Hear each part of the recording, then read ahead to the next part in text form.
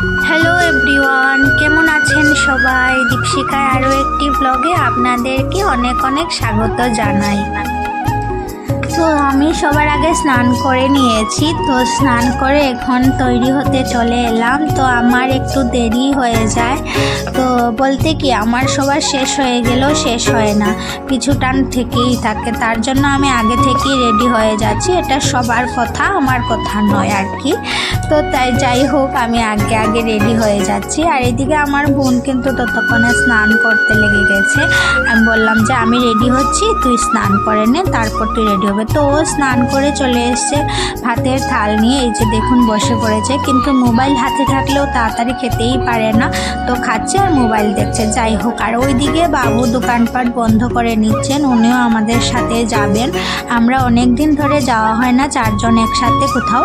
তো তার জন্য বাবুকেও রাজি করিয়ে নিলাম যে যাওয়ার জন্য। অনেক বছর আগে গিয়েছিলাম, তো এবছর আবার যাচ্ছি। আর এখানে কিন্তু এই যে কাঁচা লঙ্কাগুলো দেখছেন, এগুলা কিন্তু রোদ্রে দিয়েছি, ঝনঝনা শুকনো করে নেব। আর প্রায় শুকিয়ে গেছে এখন, যেহেতু আমরা চলে যাব তো এগুলাকে গুটিয়ে নিচ্ছি।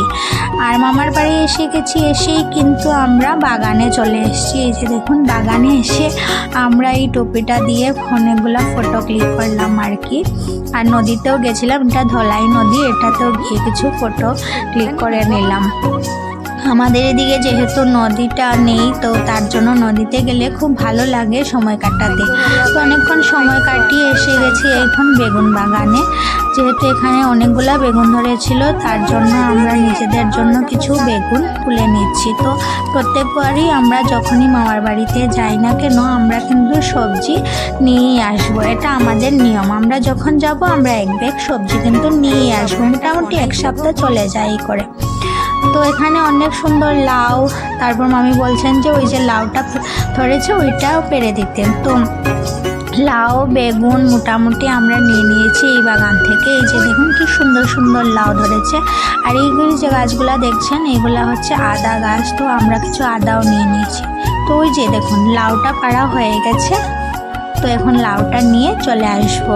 তো অনেকগুলা বেগুন পেরেছি, তারপর এই পেঁপেগুলাও পেরেছি, পাকা পেঁপে ছিল।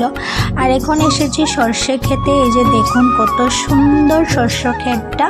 তো নিজের ক্ষেতের সবজি খেতে যে কত স্বাদ লাগে, তা যাদের আছে যারা খান তারাই বুঝবেন। তো আমাদের তো নেই, তার জন্য মামাদের বাড়িতে গেলেই আমরা ক্ষেত থেকে নিজের হাতে সবজি তুলে নিয়ে আসি। তো এখানে কিন্তু বাঁধাকপির অনেক সুন্দর বাগান আছে। তো আমাদের মামি বলছিলেন যে এখান থেকে নিজের হাতে বাঁধাকপি তুলে নিতে। নিজের হাতে সবজি তোলাটাও মজাটা কিন্তু অনেক ভালো লাগে।